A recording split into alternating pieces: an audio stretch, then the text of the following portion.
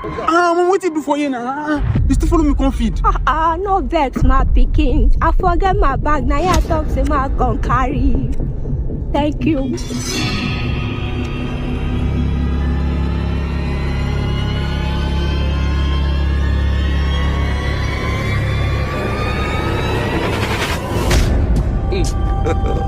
God have mercy upon us.